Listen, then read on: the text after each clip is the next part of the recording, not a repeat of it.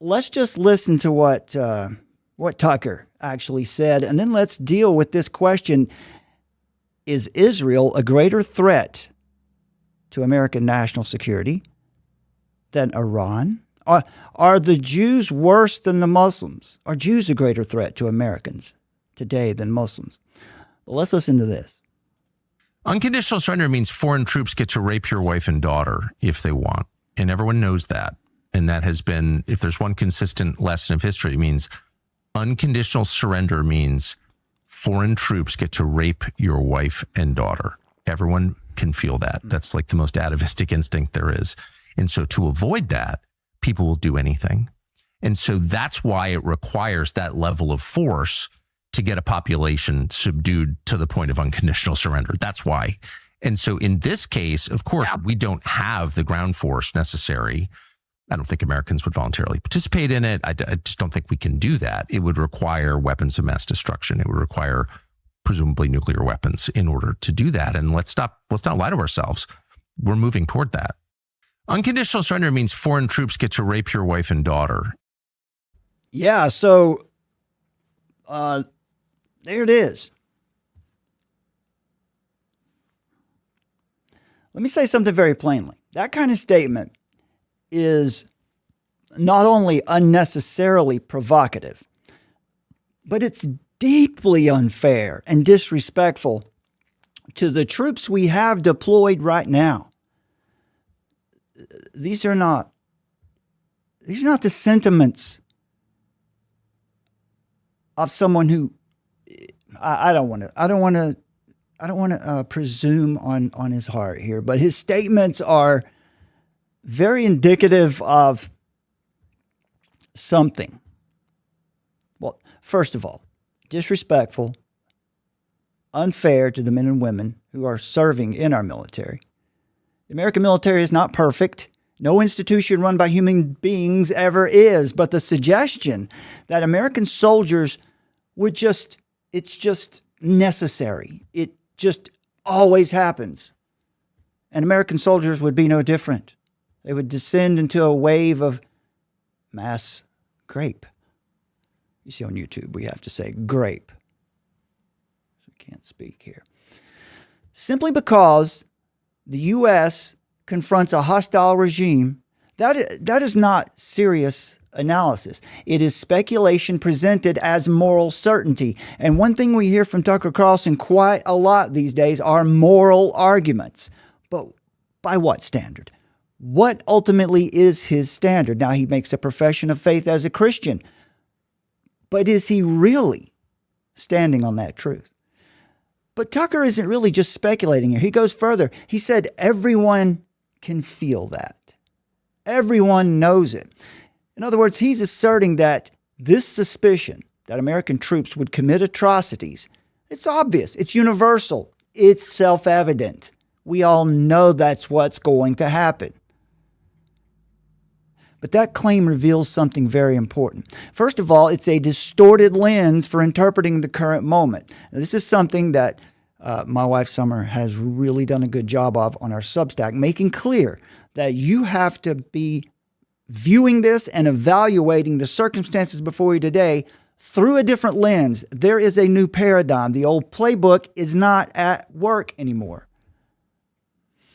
When you start from the assumption that American action must inevitably produce barbarism, you're no longer evaluating policy or strategy. You're assuming guilt before the facts are even known. A lot of people are saying today that there is no end game in Iran. Trump doesn't know what he's doing. You know, he's a loose cannon. He's a wild card. As I said on the show with Alex Newman yesterday, I think Trump has earned the benefit of the doubt on a few of these things. We didn't see a regime change. We didn't see an occupation in Venezuela. Iran is a very different circumstance, for sure. But when you make this kind of statement, it leads to two serious logical errors. First, it commits the fallacy of collective moral projection. You're overgeneralizing. It assumes that because atrocities sometimes occur in war, as they sadly have throughout human history, They therefore define the character of an entire nation and its military.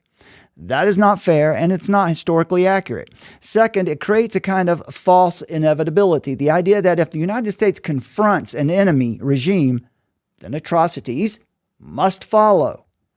But history tells us a more complicated story. Throughout time, American interventions have sometimes been disastrous. True. But they have also liberated nations, protected allies, defeated regimes that were themselves committing horrific crimes. Again, I think it's important to lay out here. I'll tell you what I should have said with Alex Newman yesterday, and I will tell you here now because there was a point that I should have made more clear, and Summer brought it to my attention, and I think it's important to make this clear. If you're evaluating this through that lens of the old left-right paradigm, which we all became aware of after 9/11, you're not going to come to the right conclusion. Briefly, we've been told all our lives that there are only two economic systems, communism or capitalism. But those are not the only two options. There is a system that has been hidden from us all our lives. It isn't talked about. Not generally. Not in public school anyway. Right? That is the American system. That is what the Trump administration is trying to return to. So to all my truther friends out there and all my old colleagues and friends and people who used to watch the channel, and maybe you're lurking and you come and check us out every now and then, listen, all of those things that we advocated for, the things that we wanted to see happen because our government was a mess and they weren't working in our best interest, those things are happening now. You have to look carefully. Actually, you don't have to look that hard, but you do have to try. The very system of elites, the thing that Tucker is going to criticize in the other clips I'll show you here tonight, that system of elites and globalists and neocons and forever wars and nation building and imperialism that dominated the last 50 years, that is exactly what the policy statements and the actions of this administration are currently dismantling. The Venezuela capture of Maduro, the war on Iran, are not regime change wars. It's not nation building or imperialism. The war on Iran is a war on globalism. It is a war on that system of economic domination that has beset us for decades. So if you're going to analyze the present moment responsibly, you can't simply assume the worst motives and outcomes. If you're a podcaster, if you're an influencer, if you've got a channel and an audience and you talk about these issues, you really need to consider whether or not you're using the right lens. Things have changed. So we have to ask a different question. Are we using the correct lens to evaluate what is actually happening right now? I will repeat that ad nauseum because I'm seeing it everywhere. The lens many commentators are still using was developed during a very different era of American foreign policy. For decades, Republicans and Democrats operated really together. They will let us be angry and debate about issues like abortion or, issues that deal more, issues that they are not particularly concerned about. They'll let us fight about that. They'll even let us, would let us elect representatives who would advocate for our,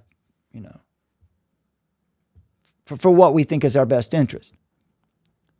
Left wing, right wing, same damn bird, right? Yeah, that paradigm, that playbook isn't functioning anymore. Under the old paradigm, the liberal international order, it was a global system built around multinational institutions, endless intervention, and the belief that America should manage the world through alliances, non-governmental organizations, and do nation building. See, that was never the American system to begin with. That is another system. That is the imperial system, and that is not native to America.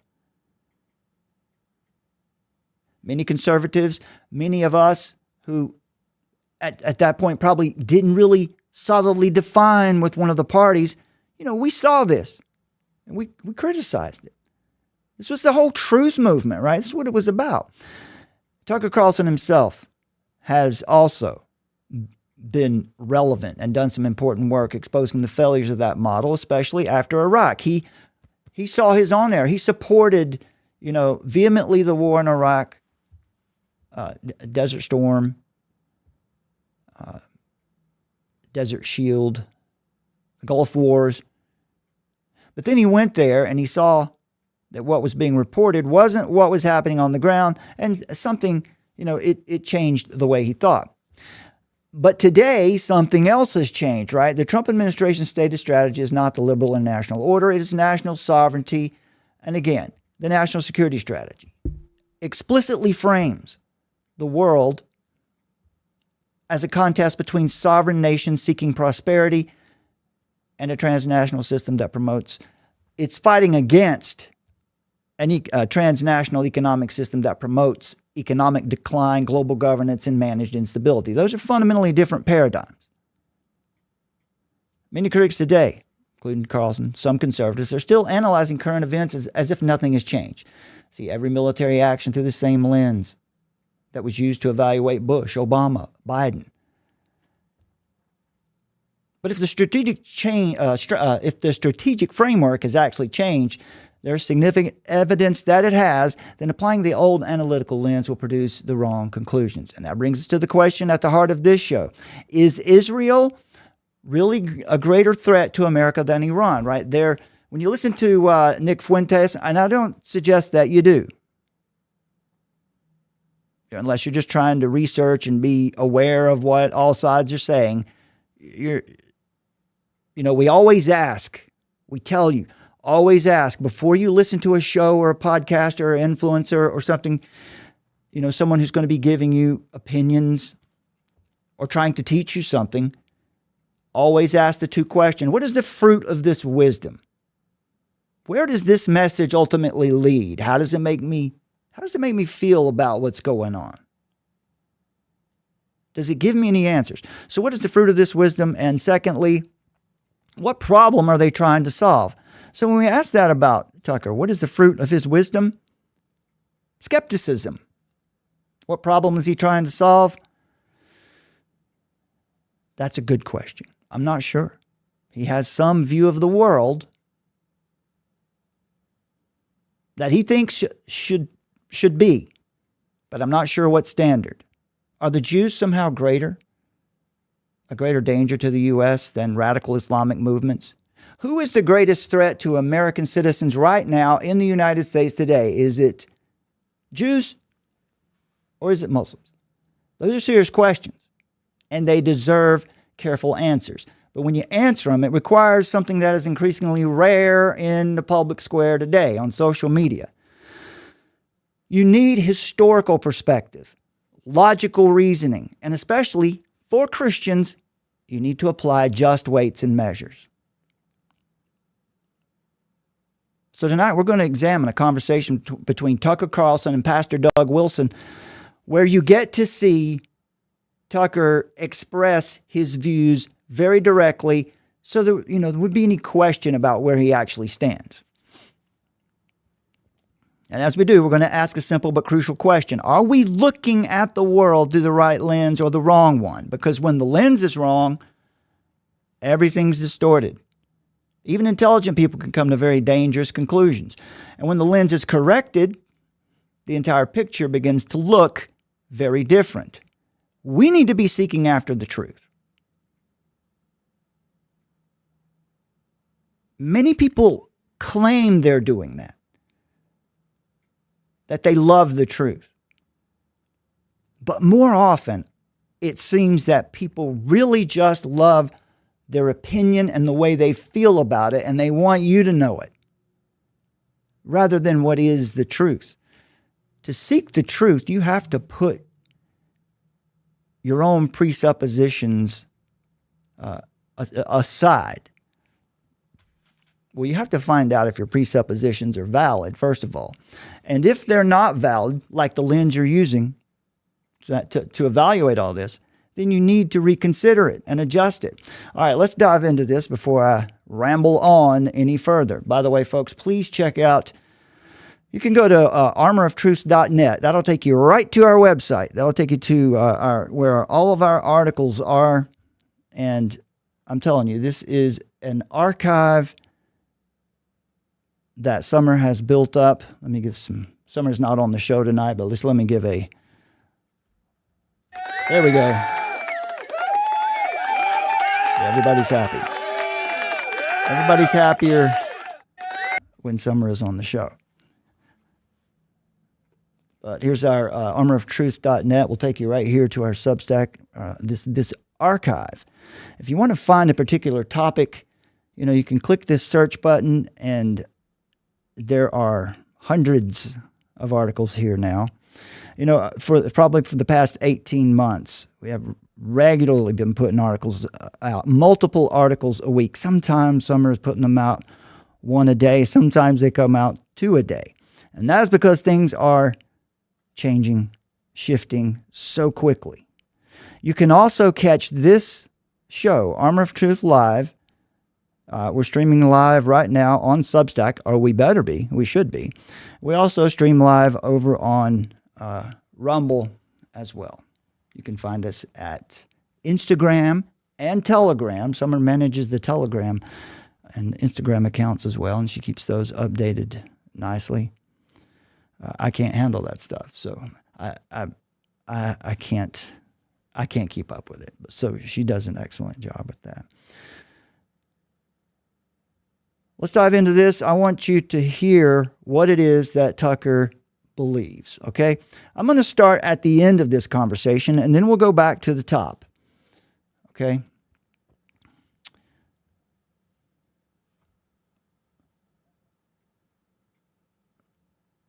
In this section here, in this segment of the show, right at the end, Tucker repeatedly asserts that Israel has negatively influenced America more than any other country. Israel has had more influence over our foreign policy, maybe our domestic policy. It is the assumption by Tucker Carlson, Megyn Kelly, Candace Owens for sure, Nick Fuentes, and many others out there, that Israel controls America. Think about that for a minute. Israel didn't exist before 1947. Friends, there is another group, another nation, another empire that we have been trying to free ourselves from for 250 years. That empire has had clearly, significantly more impact and influence on the United States than any other. Right up until recently. So when we say that Trump is dismantling the system, that's what we're talking about. Let me dive into this. First of all, in this interview, Tucker, he has demonstrated that I don't think he's actually interested in learning anything here. He says he is. He wants to learn. He wants to be corrected. But I don't think that's true. He interrupts or redirects Doug Wilson at least seven times throughout this hour that they talk.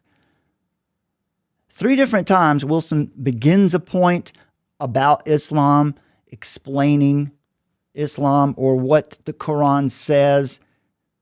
Doug is saying that these jihadis are not twisting the Quran. They're living it out consistently. Tucker cuts him off. Wilson starts talking about the Quran. Tucker interrupts. Wilson begins discussing Muslim governance or Islamism, when he starts talking about Dearborn, Michigan, and the Muslim mayor there. And I'll show you if we get time, I'll show you that clip there too. to remind you of what's going on in Dearborn, where, let's look at this right quick before we get into this so you can hear. I mean, this is what happened. This is a Christian speaking. I'm sorry, I can't remember his name right now, but he's there to protest a public works project, a statue or a monument to a particular Muslim who was responsible for barbarism. And he does. So he's just there, and he's doing it with Christian character. And the Muslim, the mayor of Dearborn is a Muslim. Let's look at this right quick before we get started. This will give us some context for what we're going to hear Tucker say. Hello, yeah. By the way, this is a Christian. He's lived in Palestine, Israel, Lebanon, I think. He's from the region, and he is a Christian living in Dearborn. And the summary here is that he's not welcome, and the mayor tells him as much. I would like to talk about the fact that Just your name, please. Yeah, thank you. Sorry, I always forget. Okay, Ted Barham, Dearborn resident. And I'd like to talk about how Christian minister as well. 2 intersections have been named after Mr. Omar Siblani. Oh, I apologize. Okay, start again. I want to talk about how 2 intersections have been named after Mr. Osama Siblani. I just know him by his last name. Sorry about that. Okay, and so I'm sure he's done a lot of good things for the community, starting the Arab American News. But one thing I'm very concerned about, which I think a lot of people in Dearborn would be concerned about, I mean, I could just read his direct quotations. I'll read a couple of them. These are from 2022. So This is where the council gets nervous, when he starts pulling he out the talks primary about how, sources. Can you tell The us what blood- the issue is? Yeah, Ms. Before you Councilman start Abraham. reading things, can you just tell us what your concern is? yeah, Councilman my concern is he's a promoter of Hezbollah and Hamas.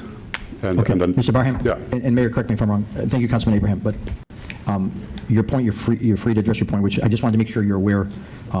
The sign that was placed in that area is a county road and was done by the Wayne County Executive. It's not under control of the city, Dearborn, or City Council. Mayor, is that correct? Repeat that, I'm so sorry.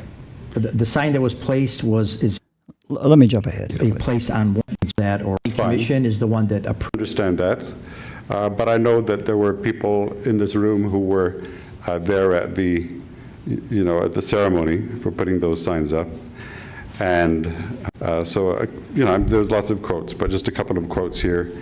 He talks about how the blood of the martyrs, I'm quoting, irrigates the land of Palestine, and then further quotes. He talks about how Blood of the martyrs there would mean Jews and Christians. the terrorists should strike them with knives and with their bare hands, and they're victorious. And he also encourages the use of rockets over there. And then another quote from 2022, "We are the Arabs who are going to lift Palestinians all the way to victory, whether we are in Michigan and whether we are in Jenin." So they put up a monument to this character in Dearborn. And as we know, Dearborn has been, is now, let's just put it this way, is now governed by a Muslim man. Should I make a disclaimer here? This is not about hating Muslims. Anyone who comes to that conclusion immediately is not paying attention. This is about tearing down strongholds, right? Refuting every lofty opinion that contradicts the knowledge of God, raised up against God's truth. Okay, and that is because we desire for these Muslims to call on Jesus Christ, and it's happening in record numbers. The church in Iran is huge. It's funny how, not funny, haha, but it's interesting. It's inspiring how God works in places where Christianity is heavily oppressed. It seems the church grows fastest. In the United States, we went through a period where the church was favored. We went through a period where the church was, take it or leave it. And now we're in a period where the church is more and more disliked, hated. People are disgusted by Scripture, by what Christians believe. And this is because either they don't understand it or the world hates Christ, right? We will be persecuted in his name, and we're to understand that is a blessing for us to be persecuted in the name of Christ. And so Ted Barron here, Christian minister from the Middle East, is just laying it out. This is a problem. But we shouldn't have such a monument in America. The reason why I mentioned this is that it sounds like he could be inciting violence in Michigan.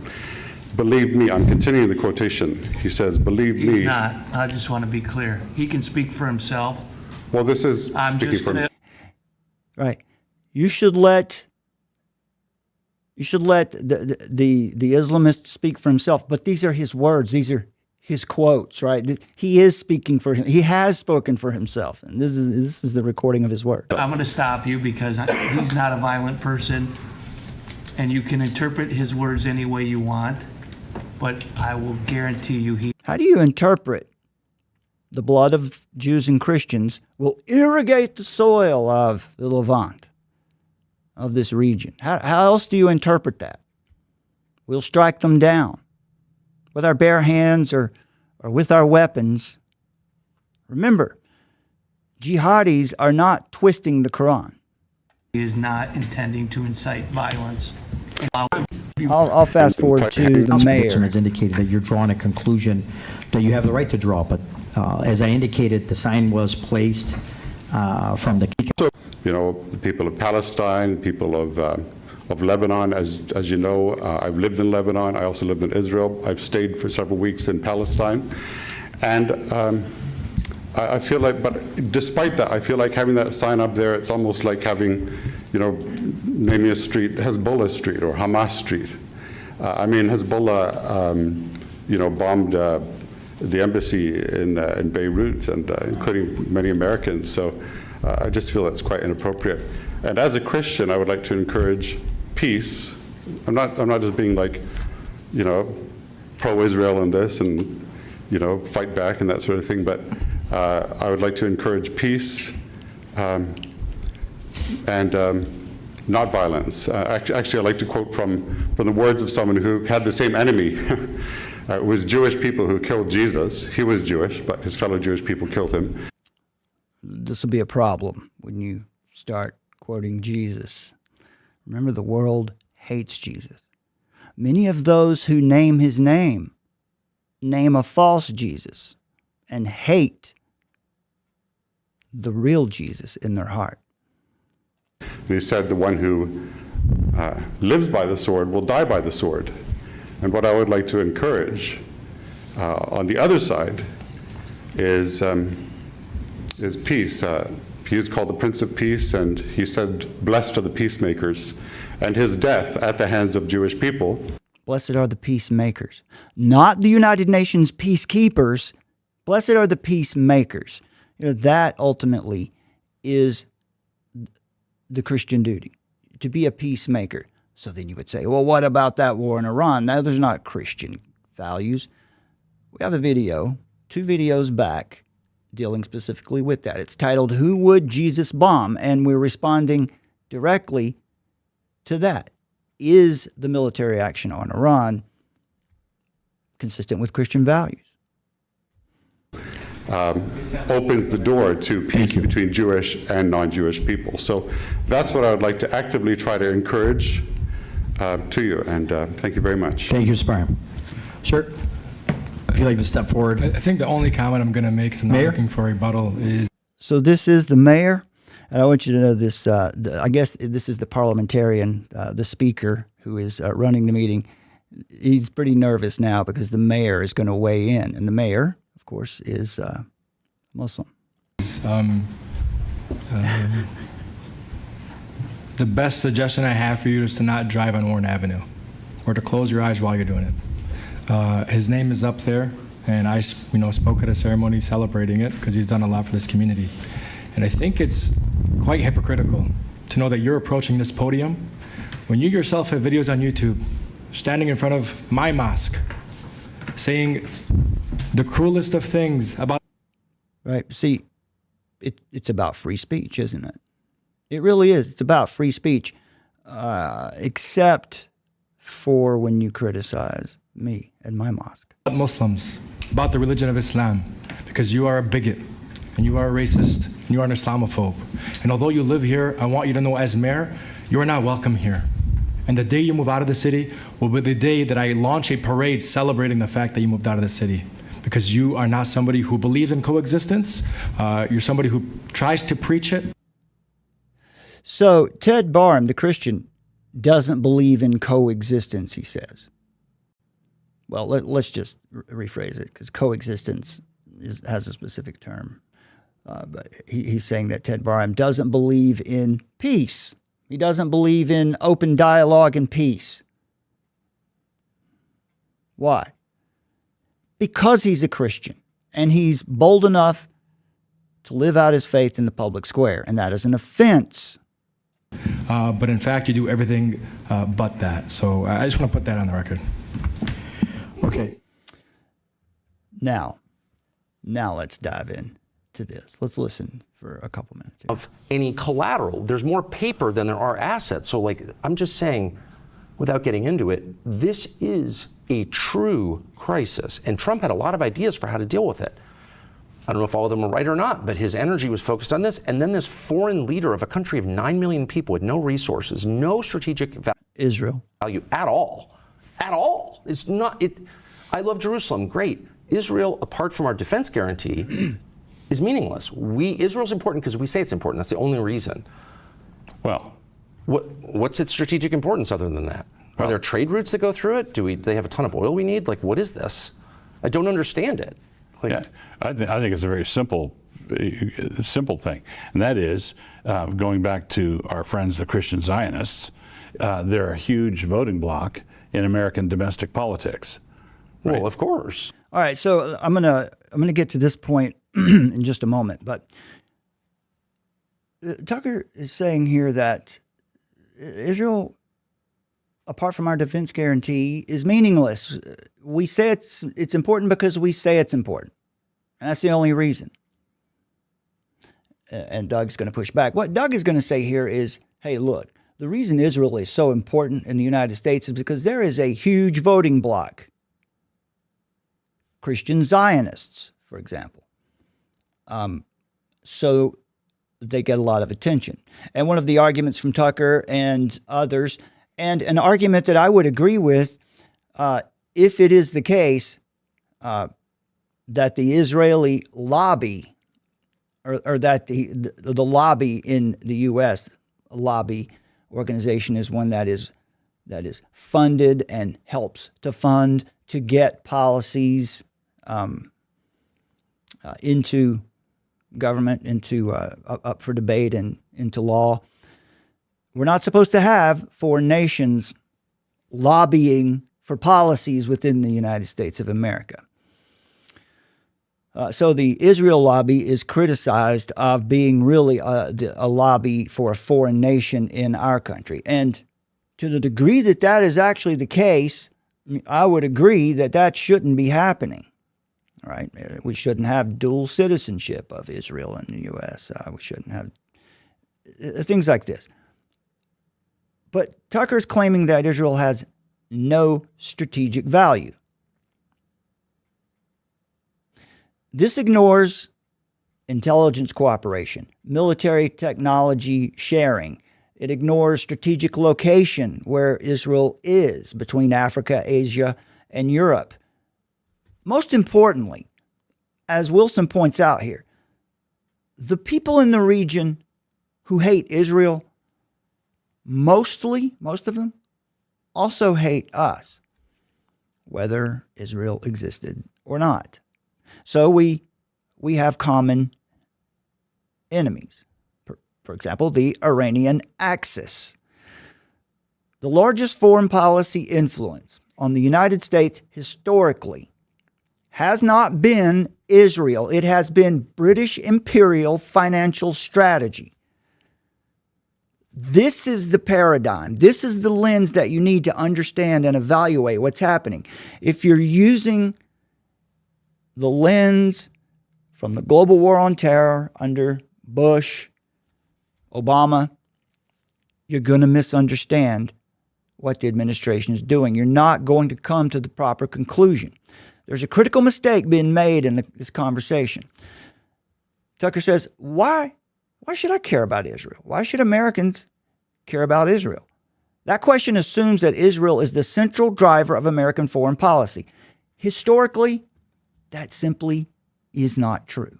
A lot of people make the case for that.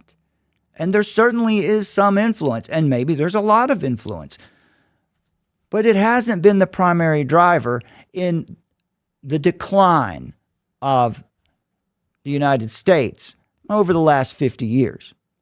From the founding of the United States until the present day, the most persistent foreign influence over American economic and strategic policy has come from the British imperial system and its financial networks. And through financial networks, through economic policy, free trade, that is how, for decades now. That's the model, not decades.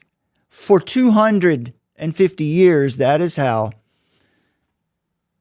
the British imperial system has tried to dominate the colonies and then the nation. They never wanted us to be a sovereign nation. And when Trump made his speech at Davos, you heard Chatham House. Summer has written extensively on this topic over on our Substack. You can get all the details there. I'll brush over it here. Chatham House came out. Chatham House is one of the premier think tanks in the UK, advising Parliament, advising the government on what foreign policy they should be advocating for. And not just Chatham House, but many other, who we'll call Fabians, came out immediately saying, well, we really don't have any allies. We are about ourselves and taking care of our own. And they started quoting Lord Palmerston, who was responsible largely for the events leading up to the Civil War.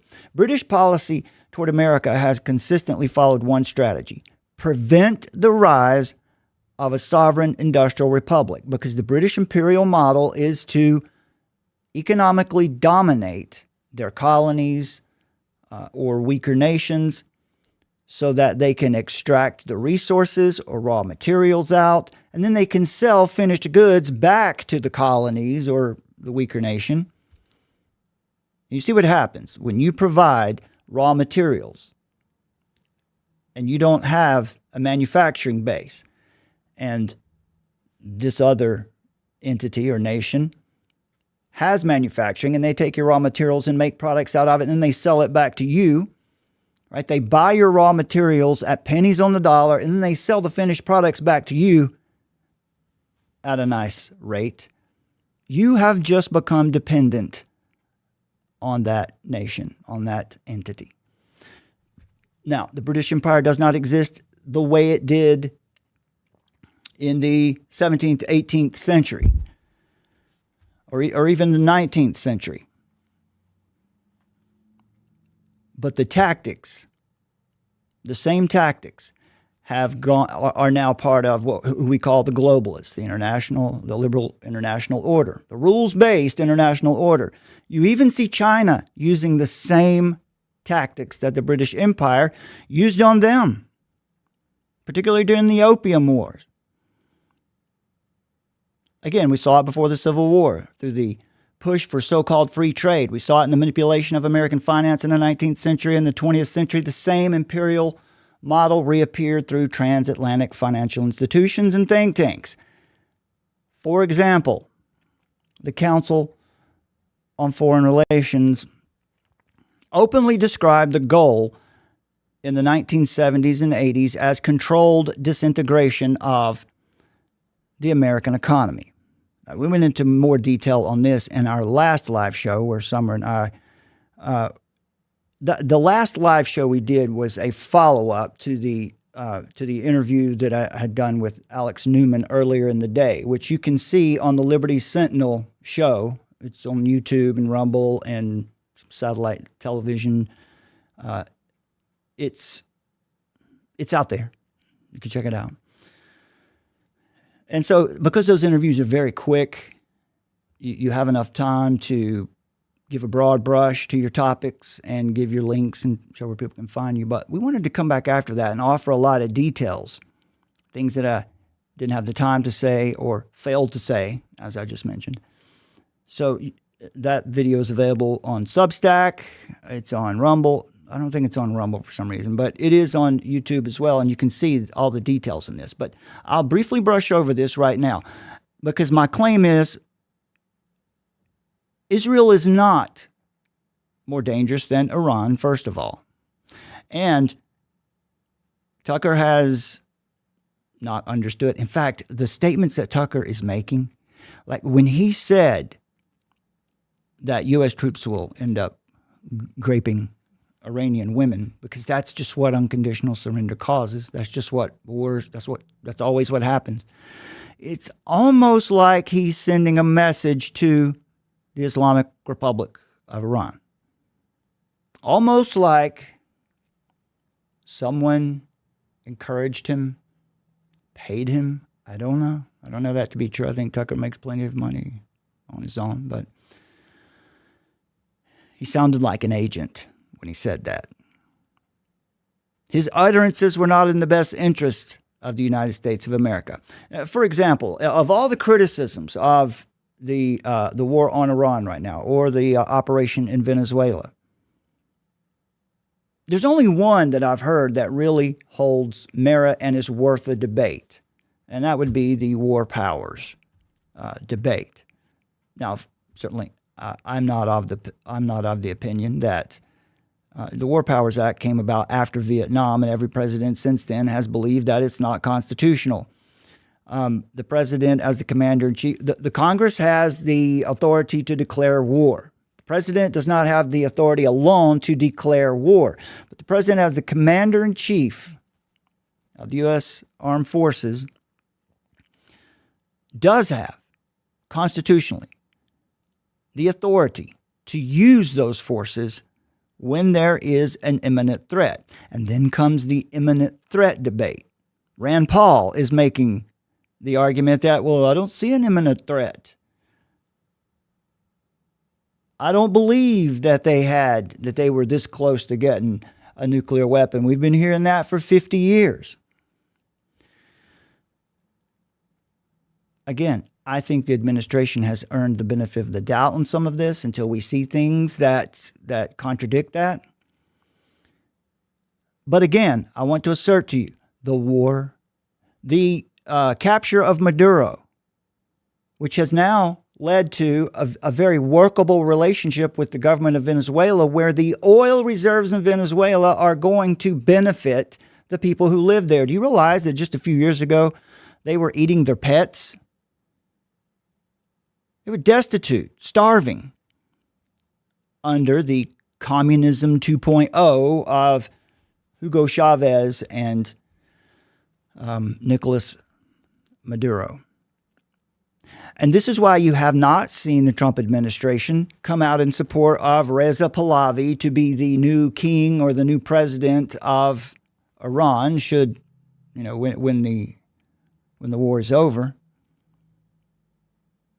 Nor has he supported, I'm going to call her Chavez, but that's not her name, Summers got it in the article, but the Venezuelan lady who ran against Maduro in 2024, and it appears she won the election, but then they suppressed it all, and Maduro kept his power, and she had to go into hiding. Well, Trump also, the administration has not endorsed her to take over and be the leader of Venezuela either. And that's because both of those people are not appropriate, according to the administration. If it was regime change, you would have seen the U.S. go into Venezuela, capture Maduro, and fire the whole government, create a power vacuum, and set up a situation for nation building, imperialism. You'd have seen something like exists in Iraq. Same thing in Iran. One of the criticisms that people bring to Trump is that he has no end game in mind, except for the fact that they have established and created this board of peace who already has a plan to rebuild Gaza and to have the people who lived there, law-abiding citizens who lived there, not Hamas, to come there and have an opportunity to live, work, lift themselves up within an economy and to have a sovereign nation. Now, if you think Trump is sold out to Israel, there's evidence that it's not true. Netanyahu does not want that sort of arrangement. He does not want a sovereign Palestinian state or Gaza city state or whatever it will be. He doesn't want that.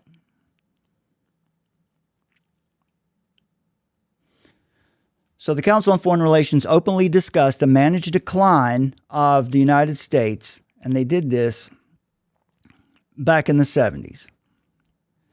The media cult conveyed to the world that unregulated free trade, privatization of national interests, deregulated banking and national utilities, as well as highly speculative and unregulated investing practices were all correct policies. Out of their ivy halls and think tanks came the intelligentsia and the U.S. government spokespeople to preach the sermon of the new economy and free trade. The propaganda machine uttered ceaselessly the sugar-coated mantra of what was fatefully to prove the process of controlled disintegration. They told Western nations that the original source of their nation's enrichment, the manufacturing base, their real physical economies, had finally outlived its usefulness. If you remember, this is along the same time that Paul Ehrlich was saying that the population was out of control and that the earth could not support this many people and that the planet would die, everyone would die off of the planet within 20 years' time. I wonder why he was given that message. And these are the policies behind it. This is before we were really saddled with the Sustainable Development Goals that we know of today, that were officially inaugurated in 2015, but really got their origin in 1972, and then officially in 1992 at the Rio conference. The media and their academic allies profess to a baffled and tired world that these smart New World policies must surely lead to the greater prosperity of ordinary people, and leisure time would increase tenfold. They said that deindustrialization, what does that word mean? That means degrowth. That means decline. That means to break down the economy of the Western world, and the redistribution of wealth to the third world is, of course, the logical, fair, and efficient thing to do, and the whole wide world would be a happier and richer place. Globalism and all its baggage, free trade, unregulated infrastructures, privatization, uncontrolled stock markets that are no more than legal racketeering establishments, deindustrializing, again, make for the largest, most cynical, and destructive sting operation ever yet imposed on humanity. Deindustrialization. Now, once again, Summer has written about this, and you, particularly an article about Marco Rubio at the Munich Security Conference in February, where he said, hey, globalism was a mistake that we all made together. There's a confession and a repentance. This is what you want to see out of your leader. confession of error. So he told all the Europeans gathered there, it was a mistake we made together. And then he said, we, this administration, we are not going to be glad escorts of the managed decline of the United States of America and her people.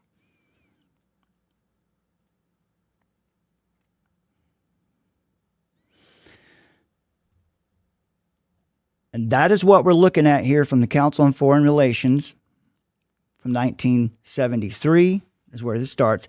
How is it possible for world economies to systematically, one after the other, and then all simultaneously disintegrate before some 6 billion pairs of eyes? How can it be? It's possible because those 6 billion, some odd pairs of eyes, have not witnessed the design of their destruction. In other words, they're not looking at it through the right lens. They don't know all the facts. Barely known is that the Federal Reserve Chairman, Alan Greenspan's predecessor, Paul Volcker, in 1979, actually instituted a policy of controlled disintegration, aka managed decline, aka the Sustainable Development Goals, eventually. This policy was to serve as a cornerstone of a major policy shift in the United States. The purpose was to level the physical economy of the wider world economy, with the particularly destructive effects being in the United States. The British started the implementation of this policy in the late 1960s with acceleration during the 1970s and 80s. And the breakdown continues to this day through uncontrolled free trade, society debilitating, quote-unquote, deregulated energy policies. Now, this article was written in 2001. What we know this today as is green energy policies. The degeneration of society economically, but socially and culturally is the result. Deindustrializing the West, in other words. The economic conditions of the majority of Westerners have declined. Right? Young people have a hard time buying a home today. While the tiny economic group at the top becomes much richer. Now, who are they? Is that Israel? Or are those the European elites and the Americans who join in with them? This was all guided by the controlled disintegration policies of one of the oligarchy's central institutions in the United States, also known as the Council on Foreign Relations. Starting in 1973, the CFR embarked on a massive nation-changing project it named Project 1980s. It was a policy of controlled disintegration. By that term exactly, Paul Volcker was appointed later on would be appointed Federal Reserve Chairman of the Board in August of 1978 by President Jimmy Carter. And then on November 9th, 1978, Volcker affirmed this policy, saying out loud and in public, a controlled disintegration in the world economy is a legitimate object for the 1980s. Remember, the effects would be specifically, especially difficult for the United States. In the strictest sense of the Fabian politics of gradualism, controlled disintegration would in time accomplish the goal. Also, it exacerbated the third world debt crisis, pushed it to the critical point. Basically, the point there is almost all of these developing nations, the ones who had to borrow from the International Monetary Fund and the World Bank to get out of the debt that they had been put in by the imperial system, suffer more today than they ever did. They were far better off before the cynical advent of the most dubious policies behind the canard of world development, or what we call today sustainable development. This is a blueprint for extinction. This project was composed of 10 working groups. They produced 33 different volumes on the topic. Outlined in the book titled Alternatives to Monetary Disorder, one of whose authors was Fred Hirsch, the former editor of the London Economist magazine, which is a Fabian socialist publication. So what did controlled disintegration mean? How did they define it? Well, it meant that the world economy would be pushed into disintegration, but they would control it. And so they hoped it could control they hoped they could control the process. And they posit that it would be necessary also. Now I want you to listen closely to this, because this is what we have seen. Think of 9/11. Think of COVID. They say it would be necessary for outside forces to deliver economic shocks to carry out this disintegration of the world economy. Think the 2008 bank failures, being bailed out by the government, basically transferring wealth. Oil shocks, credit cutoffs, interest rate shocks, IMF austerity measures, green policies, forcing the world economy to go to zero. This is before the term net zero was really known, and eventually would lead to negative growth. Project 1980s covered a wide range of subjects. One of them was to build a Bertrand Russell, H.G. Wells form of world government that included methods for radical population reduction. The CFR called the overall project the largest undertaking in its history. They imposed one of the most profound shifts in economic and nation-state policy in the 20th century. And as a final point, it did become policy. And again, folks, British imperial influence. When Jimmy Carter came into office, he signed a 1,000-page document called the Global 2000 Ode to Sustainable Growth, Ecology and Management, and, of course, Population Reduction. The writers document that they believe that 2 billion was the hoped for preferable world population. Also in this period, many books by sanctioned elitist ecologists and new age futurologists were widely distributed, especially in the academic halls of vulnerable minds who would become future guardians of the national patrimony. And how did they do it? Well, through scaremongering the American population with issues of unsustainable growth, population decline, we're all going to die because there's not enough food. In other words, you should be ashamed of your prosperity. As we heard Pastor Gavin Ortland say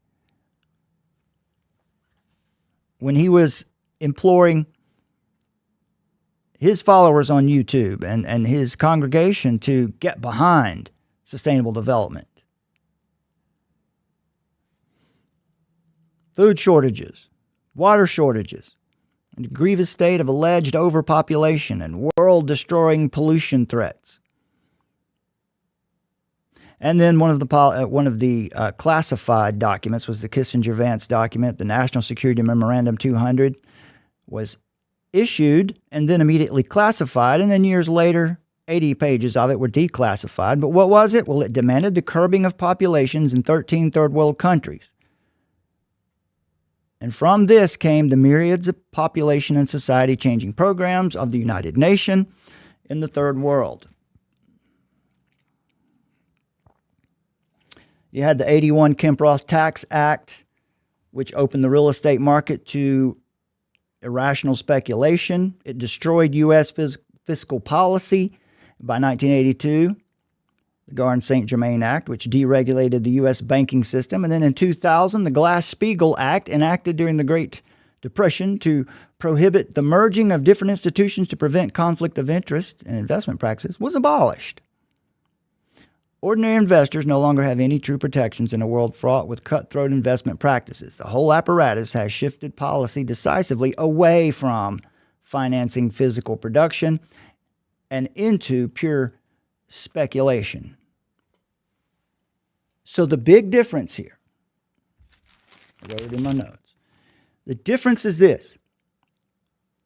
The old paradigm, the left-right paradigm, existed under this. These were the policies. Also, we have the United Nations taking it over in sustainable development later on. This is why so many in our government have supported sustainable development. But the big difference between the Trump administration and Biden and Obama or Bush or Clinton or Bush is this. They were all working on this model of managed decline or controlled disintegration of the United States economy and sovereignty in favor of globalism, internationalism, no borders, one world market and economy, versus the current administration. One of the mottos is of the Board of Peace is peace through construction, through building. Trump says, "Drill, baby, drill, baby, drill." Let's build up our ability to be self-sufficient. That is the American system. The old order, managed decline. This administration, build, bring our manufacturing back, cut the tether, cut the influence of the British imperial system once and for all. Acts 17:26 tells us that God made from one man every nation of mankind, having determined their appointed times and the boundaries of their habitation. In other words, the nation state. Nations exist under the sovereignty of God. That is the order that he has established for restraining evil and for the good of the righteous. And so the Jewish people occupy a unique role in redemptive history. You can't deny that, okay? Jesus himself says in John 4:22, salvation is from the Jews. Who was Jesus? Where did he come from? That doesn't mean the modern state of Israel is Old Testament Israel. That was a theocracy. They had a king. Modern Israel is largely atheistic. There are a lot of Christians, a lot of Jews, a lot of Muslims, Sufis. There are other. I can't remember all the different religions that are there now, but it's not really a Jewish state in the sense of Old Testament Israel. And of course, modern Israel is not perfect. That doesn't mean Christians, we shouldn't support every policy of the Israeli government, and we shouldn't accept inordinate influence on our foreign policy or domestic policy from the nation of Israel either. What it does mean is that the Jewish people certainly do occupy a permanent place in God's historical story. Romans 11 tells us that Israel's current unbelief is temporary, that God's covenant purposes with that people are not finished. So the Christian response cannot be indifference, as Tucker has suggested here. Why should I care about Israel? It must be something deeper. We have to reject anti-Semitism. We have to reject hatred of the Jews. We reject the errant theology of Christian Zionism, which at its core suggests there are two separate gospels, one for the Christians and one for the Jews. Yeah, that's a problem. Now, we also reject the idea that the Jewish people are somehow uniquely responsible for all the problems of the world. As we've pointed out to you here, the British Empire has had a huge hand in this. That idea repeatedly has appeared repeatedly throughout history and has always led to catastrophe. I'm talking about anti-Semitism. Now, here comes really the major point for the whole deal. Right. And so anybody who wants to be successful in American politics on the right of center has to demonstrate You're absolutely right. Has to demonstrate an affection for Israel. No doubt. But what I'm saying is, like, at some point, I get that, and that's the core weakness of our system, is that it's easily subverted by blocks of voters who are highly organized. Okay, got it. Yes, all that is true. That is something that has to be guarded. Jefferson worried about this. It's been a problem for a long time. I'm just saying, at this point, you kind of have to have room for independent judgments about what is in our country's interest geostrategically. And we have so wildly inflated the importance of this tiny country, which I think is a beautiful country, and I can't visit, but I want to because I love it, that no one, you're like, well, we have to be more closely allied with Israel than any other country. It's like, well, why?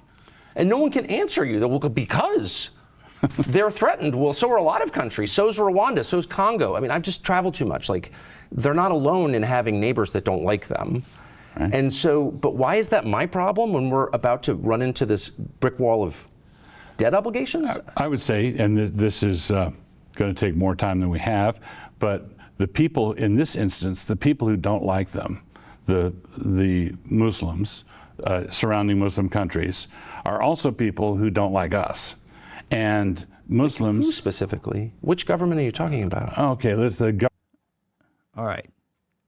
Now I've jumped in here because this is where Tucker's fundamental, the error of Tucker's fundamental presupposition is utterly exposed. This is where we get down to where the rubber meets the road of who's a greater threat to American national security, or the American people specifically right now. Is it Israel or Iran? And Muslims... Who specifically? Which government are you talking about? Okay, that's the government of Dearborn, Michigan. Well, a lot of the Muslims in Dearborn are Christian. But I mean, a lot of the Arabs in Michigan. What's interesting here is when Doug makes this point of, look at this, we have many governments over large cities who Muslims are taking power. In fact, we've got a Muslim mayor of New York City right now, and there are some problems there. Why would Jews vote for that? Did Israel want that? Is this what Israel wanted? How is that good for Israel?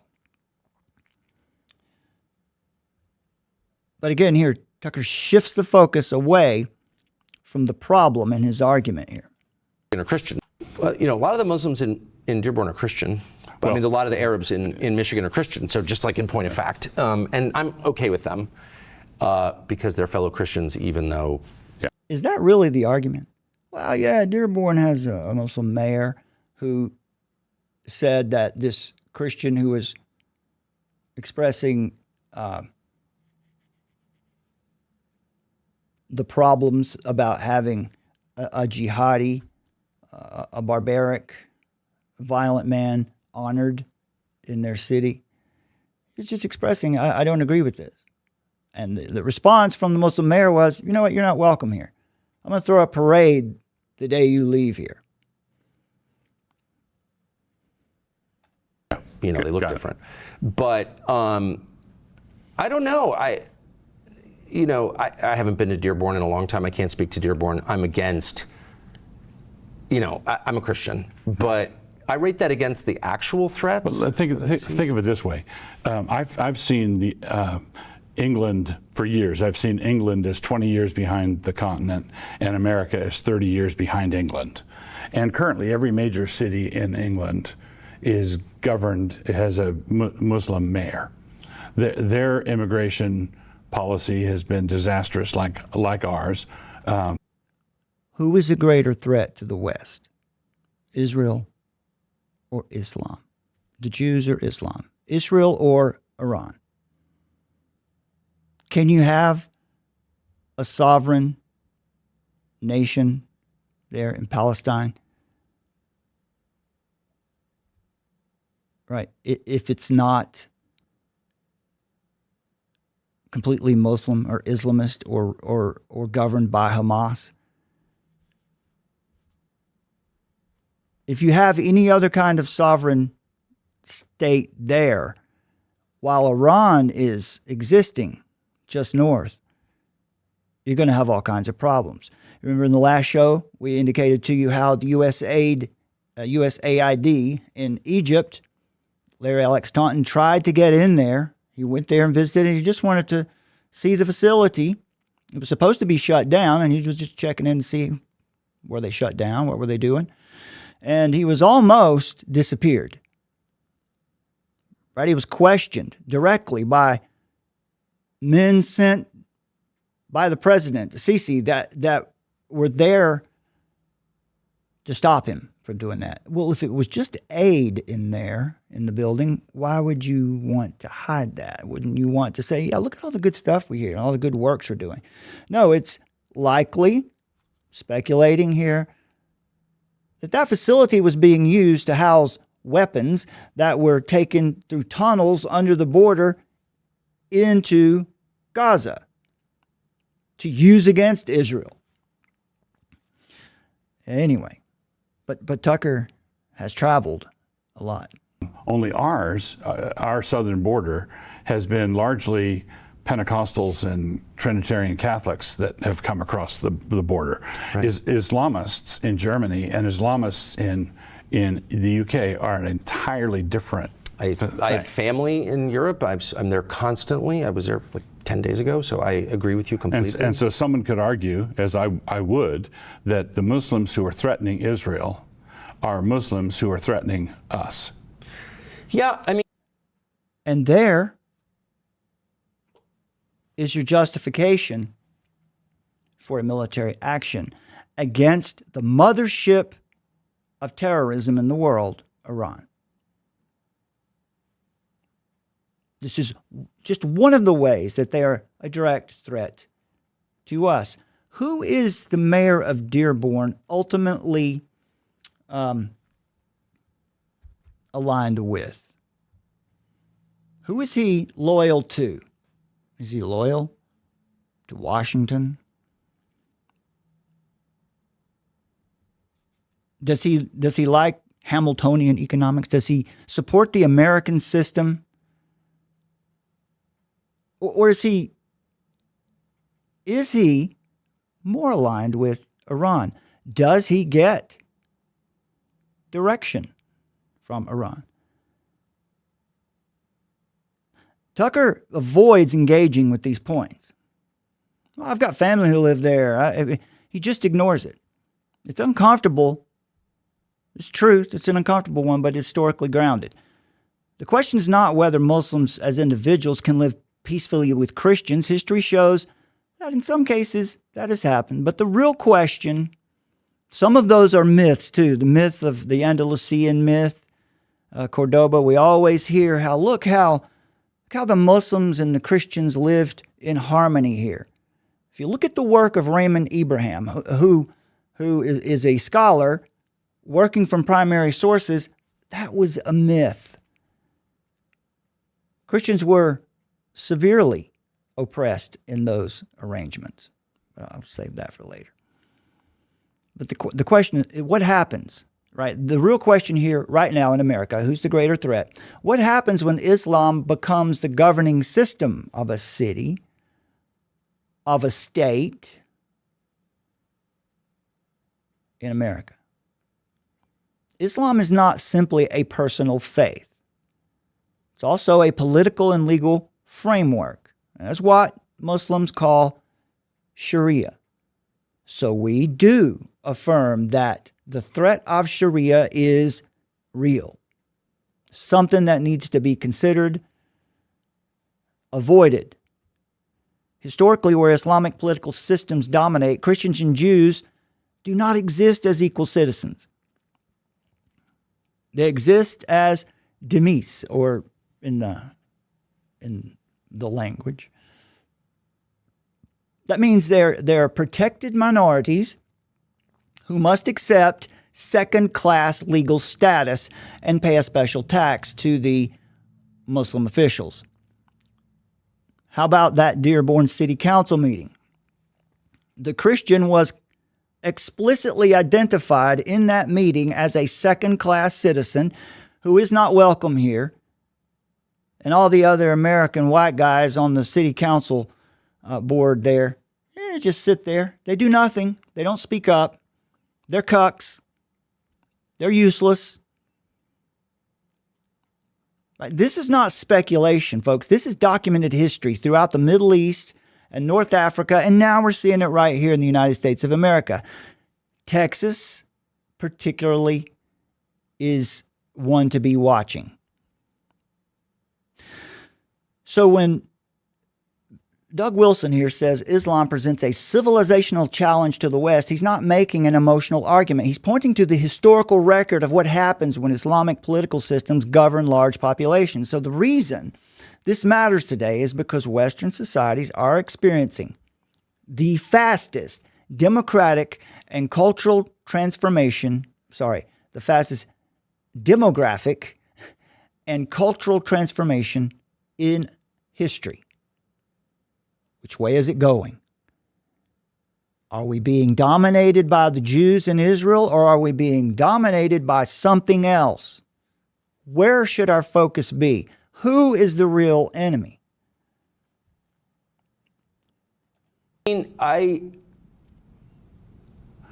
Islam is a greater threat.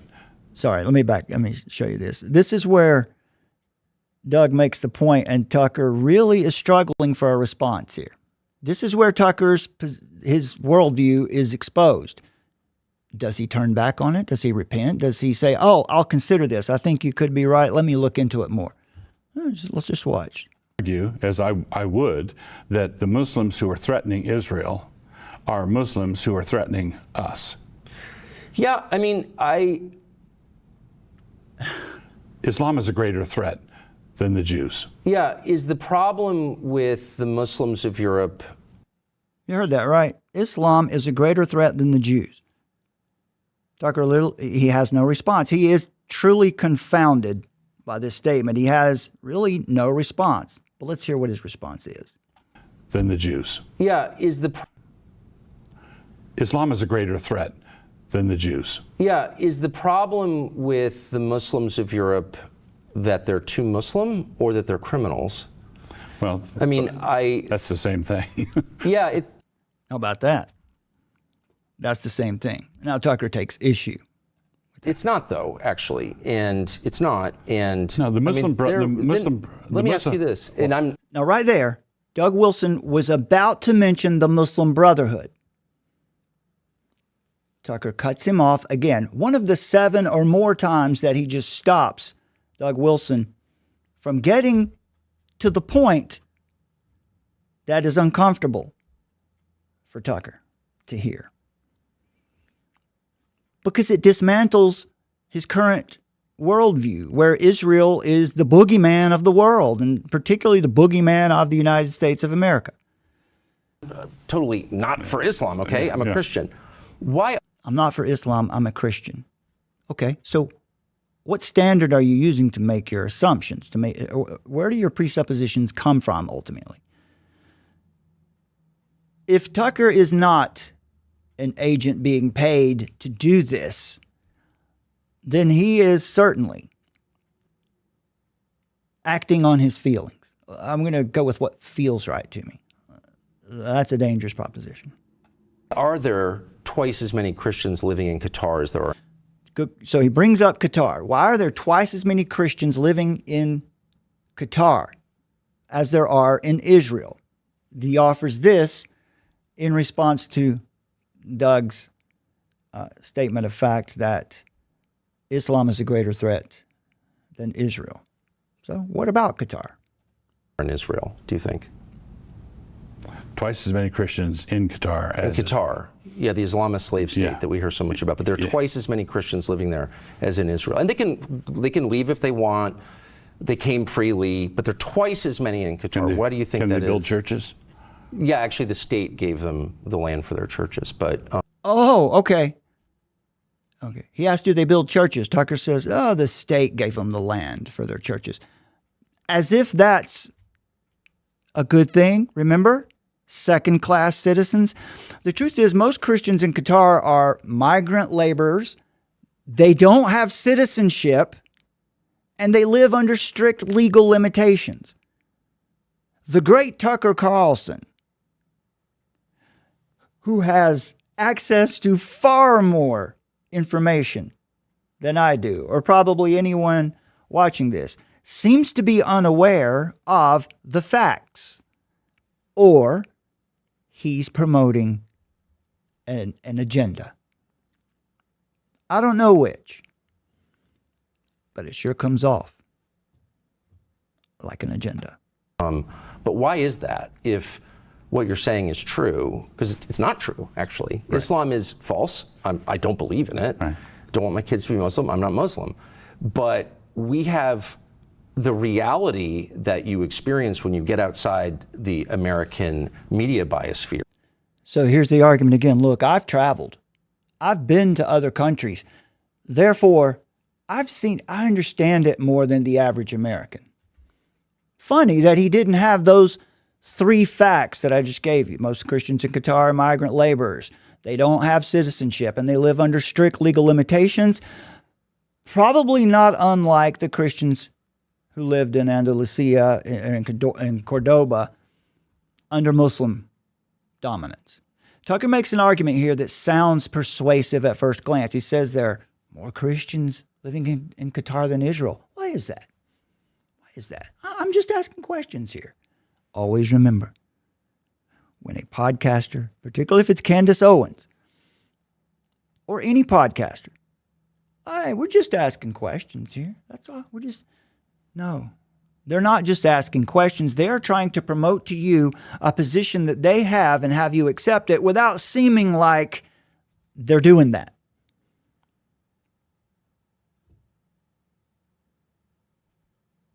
The comparison that there are more Christians living in Qatar than in Israel ignores facts and critical context. The Christians in Qatar are mostly, again, foreign laborers. They are there on temporary work visas. They are not citizens. They cannot vote in Qatar. They cannot publicly evangelize Muslims. You can evangelize in Israel. I mean, there are some places where you might catch some problems for it. I've got, we've shown videos here where there are some Orthodox or Hasidic Jews who will, have spitting on Christians. But that is more rare. It's not the common circumstance. And certainly the Christians there are citizens. They can vote. They have rights. But in Qatar, they cannot publicly evangelize Muslims. They can be deported at any time. How many radical leftists do you see protesting the fact that Qatar can deport Christians anytime they want? Historically, the situation mirrors something historians once again call the Andalusian myth. For years, we were told that medieval Islamic Spain was a paradise of tolerance where Christians, Jews, and Muslims lived in harmony. But when you dig into the primary sources, as Raymond Ibrahim has done, a different picture emerges.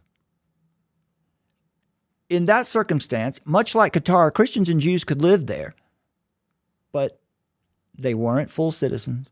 They had to live in as subordinate communities. They had to pay a special tax to their Muslim rulers. And when Muslim populations gained an overwhelming dominance in any place, you will see this in Texas soon. We've already seen it in Dearborn. We've seen it in Minnesota as well. When a Muslim population, you may have Muslims living in your neighborhood, and I would encourage you to love them as your neighbors, evangelize them, because we have that right. Be kind to them. Tell them the truth about Christ. God is converting a lot of Muslims today, particularly in these places where evangelism is not allowed. It's amazing.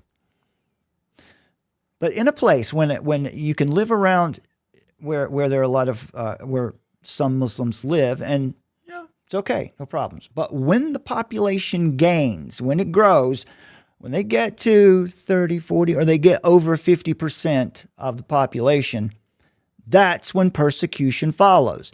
That's when what you see happened to Ted Barham there in the Dearborn City Council.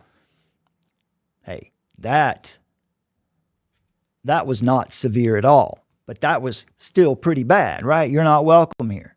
You have no say here.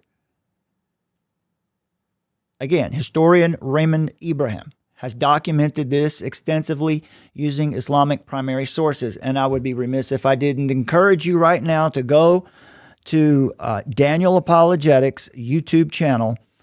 All right. And he does a great job of making small, bite-size, easily digestible and shared videos. They're short, they're to the point. And he is a good friend of the show and of Summer and I personally. We love Daniel very much. And we've done many shows with him, and this is one that we did. Antichrist Unleashed, the Beast of the East. Daniel will explain to you from the text of the Hadith, from the Quran and the Hadiths,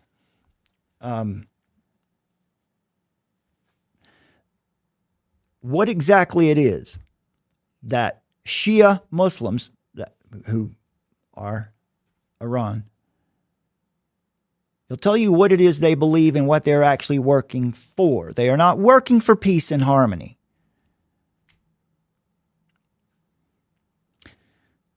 So the question is not whether Christians can live under Muslim governments. It's possible. The question is whether they can live there as equal citizens under equal law. Tucker seems to not be aware of this, but he's traveled. I've traveled the world. I know more than you, Doug, because I go to these places. Interesting, huh?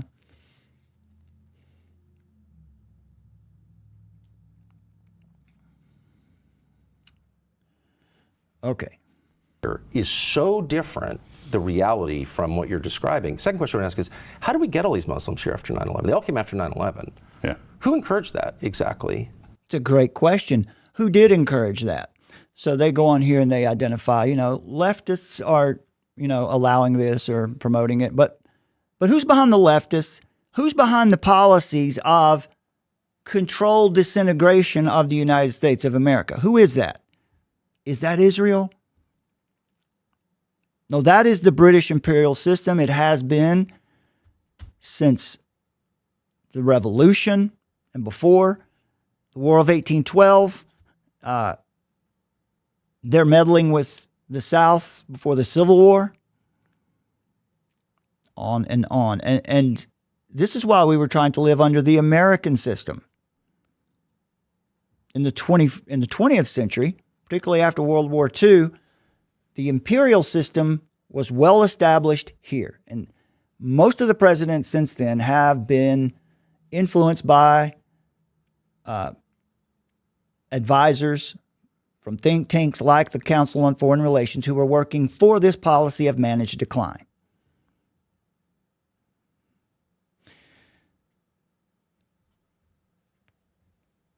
The last point he makes here, where Tucker cuts him off, is Doug attempts to bring up the Muslim Brotherhood. Tucker doesn't, he interrupts him, and that point doesn't get made. Who is the Muslim Brotherhood? Where's my book?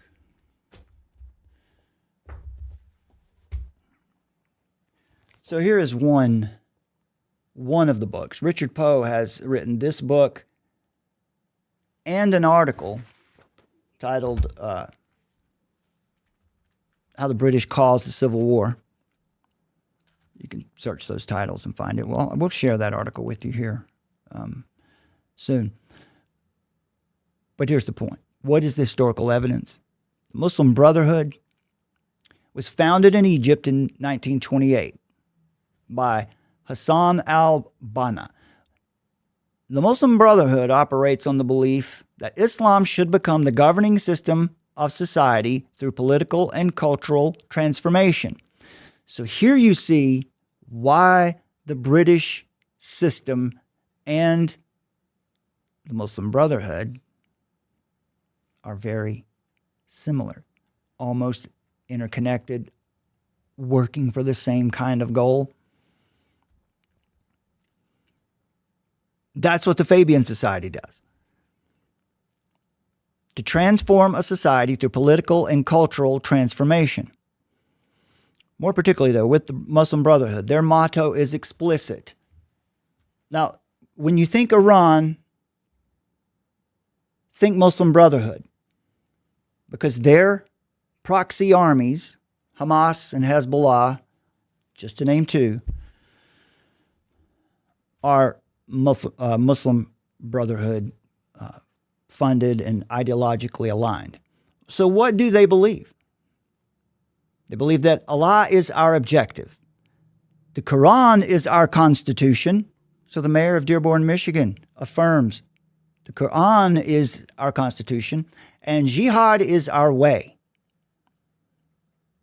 What's often forgotten is that during the early Cold War period, British intelligence and then later Western intelligence agencies frequently viewed the Muslim Brotherhood as a useful geopolitical tool against Arab nationalism and against Soviet influence.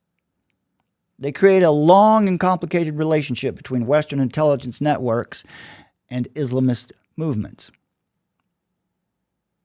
So when we analyze modern geopolitical conflicts, you have to recognize that many of these movements did not emerge in isolation. They developed within the power struggles of larger empires and intelligence networks, and the tacit sort of, because I don't have the hard evidence to show you right now. But the suggestion I'm making to you now, according to some of the evidence that I've read so far, I just haven't compiled the right argument yet. I want to make sure that it's clear and has evidence. But it appears that the Muslim Brotherhood was at least influenced by and possibly created by British intelligence. Why? For the purpose of keeping the Middle East unstable, because when you have an unstable Middle East, then the British imperial model can work because they can control the energy flows that come out of that energy-rich region of the world. So who is a greater threat to America? Americans, our national interests, our daily lives. Is it Israel or is it Islam? Or is it the same? Is it the same threat that we've had since our founding?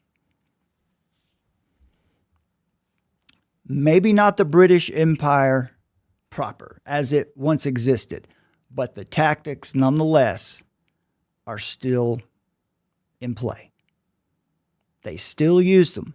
You have seen very clearly, I showed you the tweet from Donald Trump day before yesterday, Summer and I showed it to you, where, Keir Starmer has denied the U.S. use of our own military base in the Chagos Islands there on Diego Garcia, where Britain holds the lease to those islands. So while we do share a base there, they require us to ask permission to use those bases for operations. And Starmer, the UK, more specifically the City of London, said, no, you may not use this. When you saw Lloyd's of London jack their insurance prices or their insurance rates on cargo ships and oil tankers coming through the Strait of Hormuz. Why did they do that? They did that because they weren't in charge of this bit of instability. They insured those ships and tankers during all the other instability in the Middle East, and that's because they were involved in it too. Just like Bush and Obama in the global war on terror, hand in hand with the British imperial system. So they were okay insuring those ships and tankers then because it was their operation. This is not their operation. And this, once again, is part of the evidence as to why this war on Iran, the operation in Venezuela has been and is ultimately about more than people like Tucker and the general criticism of Trump. It's about more than what they're assuming. There's a different lens. There's a different playbook in play. And you have to understand this to be able to come to the right conclusion. The Trump administration is not the Bush administration. This is not the global war on terror. Yes, it's a war to degrade and remove the Islamic Republic of Iran's ability to manufacture and use a nuclear weapon. And certainly regime change is an element of this operation. But is regime change always necessarily, in every case, universally bad? Is that regime objectively evil or not?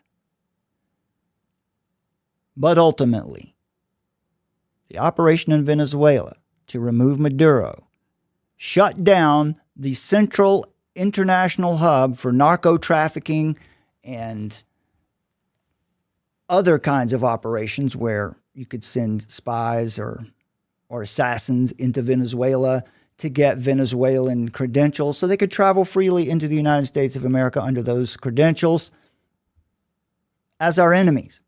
That's one of the things Maduro was doing, and something that they're not doing today. And narco trafficking. Why would British do that? Well, it was the British Empire who oppressed and declined China through the Opium Wars. Illicit narco money. Energy flows, cash flows. This is the system the Trump administration is at war with. Iran is just one element of a broader war on imperialism. So it's fascinating to me when we hear the radical left and the No Kings movement say, Trump's an authoritarian, he's an imperialist, and they talk about colonialism and all of this. Remember, there are two kinds of colonialism. There's the kind of colonialism that the British imperial system always did and is still doing in some sense, although now it's the broader European model.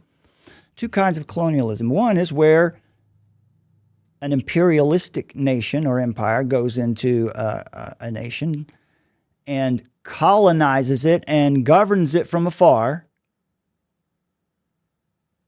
mainly to do, as we said before, extract those resources. And then there is the kind of colonialism that occurred here in the New World, where people came from a society to a place where there was no society, and they established one. And they established it in order to be self-sufficient. Why did they leave the UK? Why did they leave England? Holland, for that matter. Why did they leave the region? To get away from the British imperial system. I think these are important points to remember. When Donald Trump talks about America first, he's in many ways echoing, the tradition of the American system. So when we look at the broader divide among the MAGA base today, this is the problem. Those who are angry at Trump right now for Iran and Venezuela are not understanding this broader argument. All of the moving pieces. We heard earlier, Tucker made some definitive, authoritative claims about his experience in Qatar. clearly unaware of the facts of the certain oppression that Christians in Qatar actually live under. They're not citizens. They can't vote. But still, nonetheless, there is a divide in the MAGA base right now. And I'm starting to believe that people like Carlson, intentional or not, whether he's a paid agitator or not, what he's saying and all the millions of people he is influencing is causing them to make the same mistake. It is dividing Trump's base. And I would submit to you that if you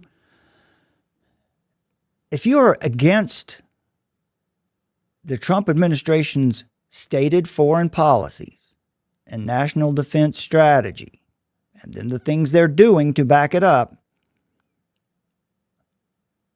you're not America first. You're really not interested in returning to the American economic system of self-sufficiency, independence. That's what it is, independence. The British imperial model has been dominant here for many presidential administrations, and our foreign policy has been structured around it.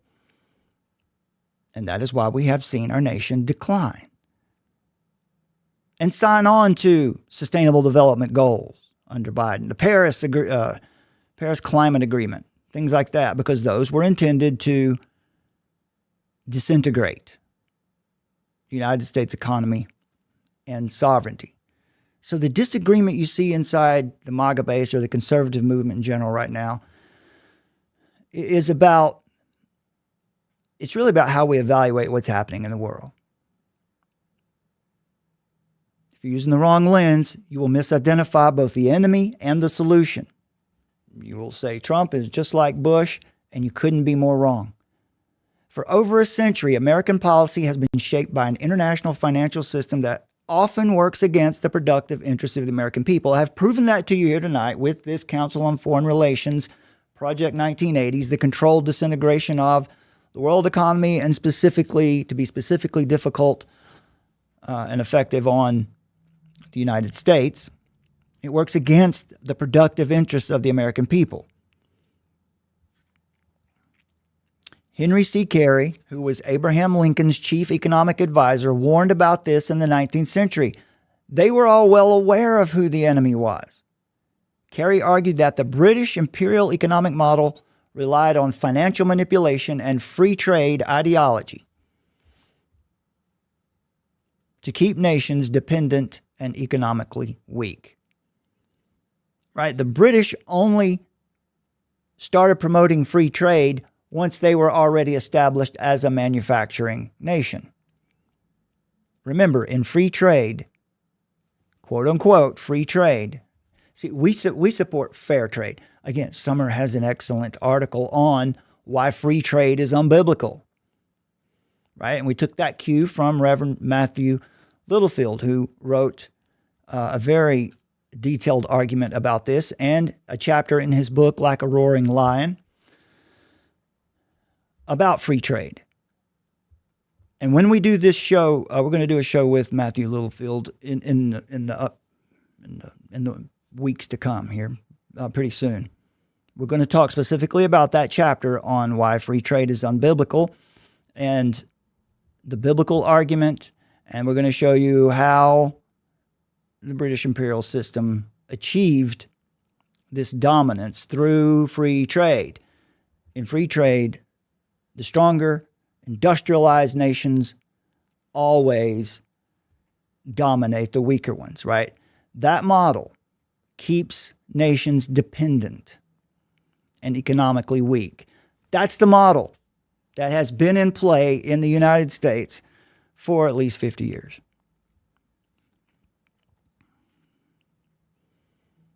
The American system promotes industrial development.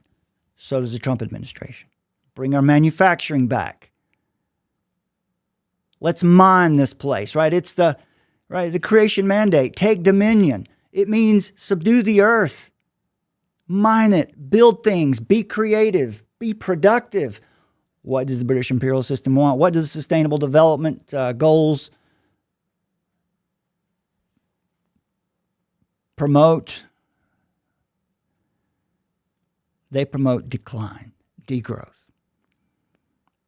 The American system believes in industrial development, being independent, protective tariffs, a strong national infrastructure, sovereign economic policy, keeping workers and what they produce close together so that the workers, that makes a strong nation. You have a strong middle class when you do that. When Donald Trump talks about America first, he is echoing this same tradition. He just put a statue of Alexander Hamilton in the Rose Garden. I wonder why. The American system is often called Hamiltonian economics.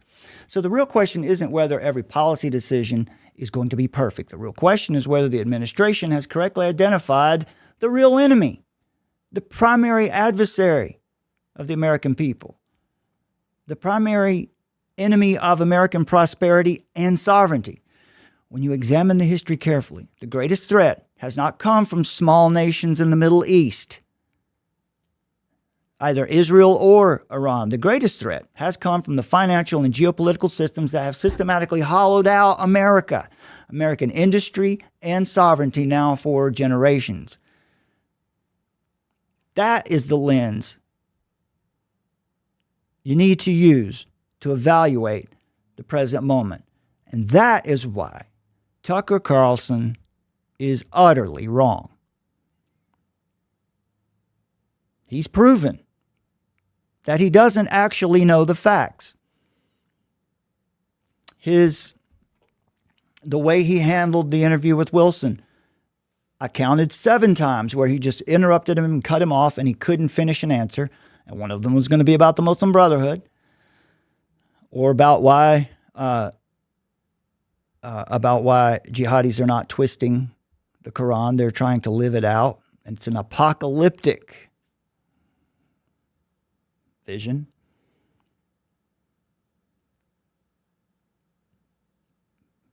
Friends, brothers and sisters in Christ, one of the greatest dangers in an age like ours is not just lies.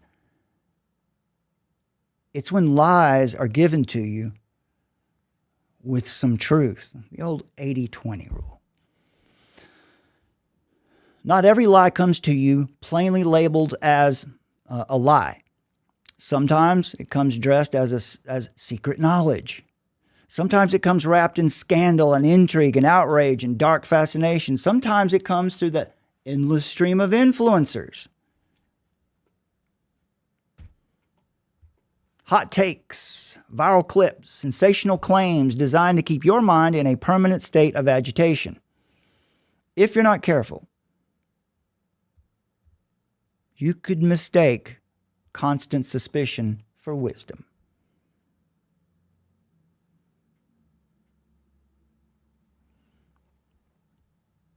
We can begin to believe that because we can identify corruption, right? People believe that because I can see the corruption, because I was right after 9/11, because I have eyes to see and ears to hear, we hear that a lot. Well, now I've got the rubric and the playbook for every situation. Because you're angry, that makes you right. Because you're skeptical, that means I'm discerning. But that's not the test of wisdom. The real question is, are we evaluating what is happening before us through the right lens? Many people today are interpreting what they're seeing using frameworks that no longer fit the actual evidence. Using the assumptions of the last generation, evaluating present policy using the categories of the past. When you do that, the facts are distorted. Your conclusions will be distorted. The most important question anybody must ask in a time of conflict and confusion is simple. Have we correctly identified the enemy? Because if you misidentify the enemy, you will misinterpret everything that follows after that. If you think the enemy is something it's not, then even necessary actions will appear sinister. Even corrective actions will appear destructive. Even efforts to restore order will appear as aggression. That's why true discernment matters. Not every conflict is the same conflict. Not every administration operates under the same doctrine. Not every movement in history is governed by the same paradigm. So if you're going to speak about these things in the public, Summer said this on the show the other day, and as I've thought about her statement more and more, I really agree. I really agree with it. She said, if you're not going to be careful enough to evaluate the evidence by the right standard, then just don't talk. Just don't even speak. Because you're confusing people. The division in the MAGA base and in Republicans and conservatives heading into a November midterm election right now. The division has come about largely because people are not evaluating the evidence by the right standard. One of the tragedies of this moment is that many Christians and conservatives alike who were once rightly skeptical of global systems have become so conditioned to distrust everything. It's the world is a stage. You can't trust anything. It's all a lie. It's all an illusion. When your skepticism becomes your dogma, you're in trouble. And sadly, most people don't even realize it. They've been trained to assume that every action has to be interpreted through the same lens that applied 20 or 30 years ago. All of our institutions are irredeemable. Anybody who makes it to the presidency is obviously and automatically, necessarily and universally one of them, and evil. But what if all the complaints that we made together 20, 25 years ago, what if the things that we identified and wish would change, what if they're actually changing? What if there is a different playbook at work? Are you going to reject it? Right? All of the work that we do, that we've done here over the years, and we've had to change perspectives on things a few times because you follow the truth. There's something that I appreciate so much about the work that my wife does. I was just telling her yesterday how I appreciate the way that when evidence demands it, she will change her opinion, her perspective, and the way she reports about it. That's how we should all go about it. Faithful judgment requires something deeper than just reflex. For a Christian, it requires applying just weights and measures. Proverbs repeatedly warns about this. Dishonest scales are an abomination to the Lord.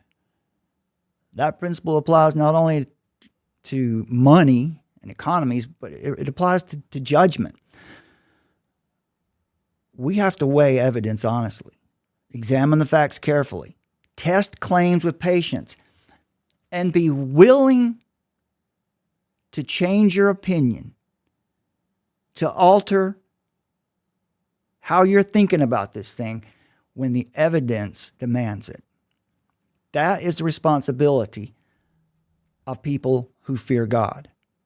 And that is where many are being pulled away from their faithful purpose today. Instead of examining the evidence, asking whether the enemy has been correctly identified, instead of examining the stated doctrines and policies of those in authority right now, many are just captivated by the spectacle of scandal. Social media feeds telling you, you understand that social media was created specifically to feed you what you want to see. Not the truth, what you like to see. That draws you into endless obsessions about secret networks, personalities, conspiracies, sensational narratives. You get pulled into dark fascinations, Epstein files. Stuff that keeps your attention fixed on the most lurid and emotionally stimulating aspects of public life.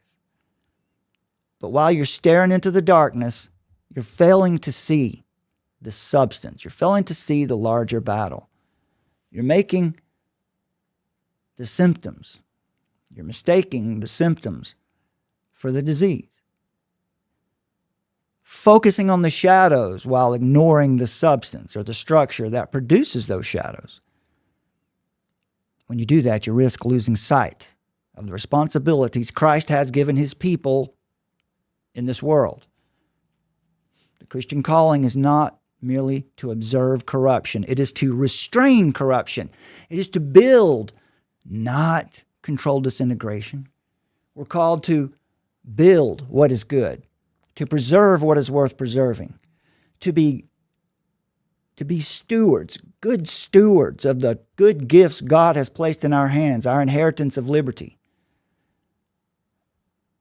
And Jesus speaks clearly into this confusion in Matthew 5 when he says, "You are the salt of the earth. You are the light of the world. A city on a hill cannot be hidden.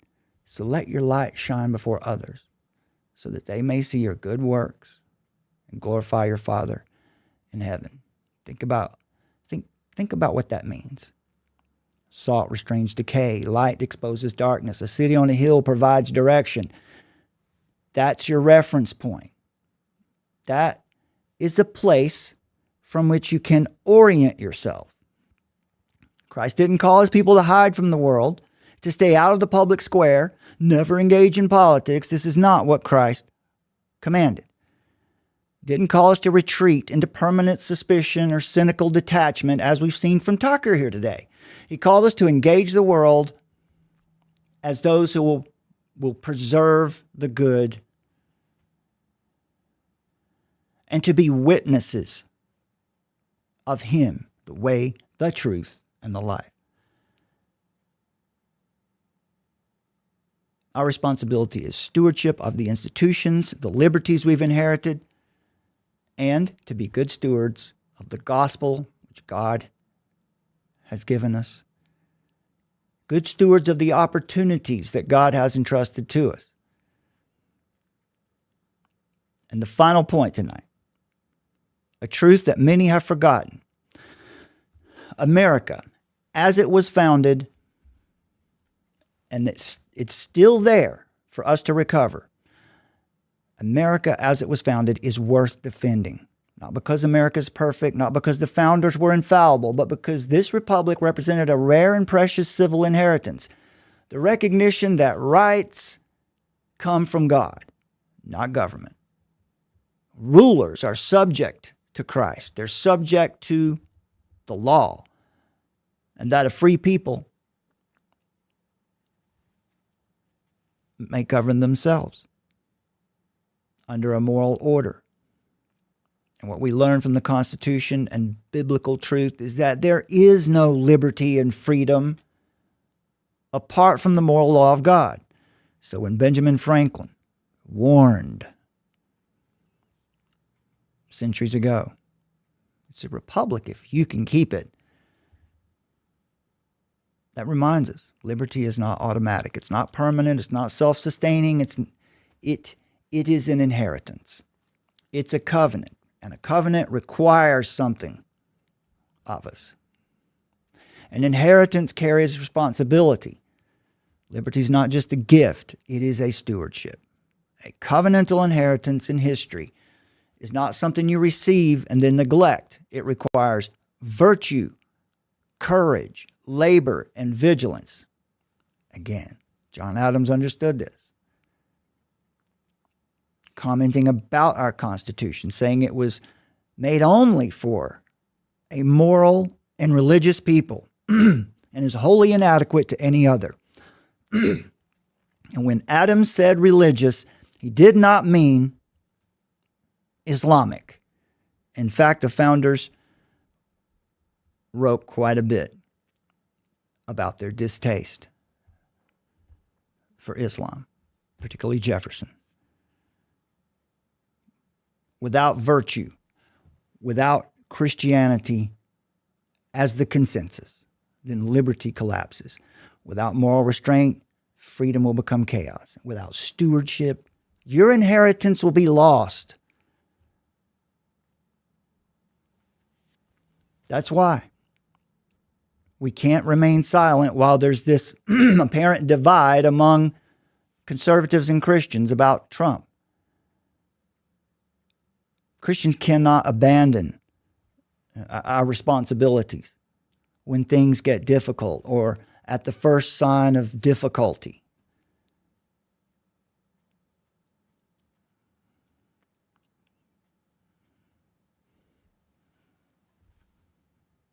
That's all. Good night, my friends. We'll see you again here next time.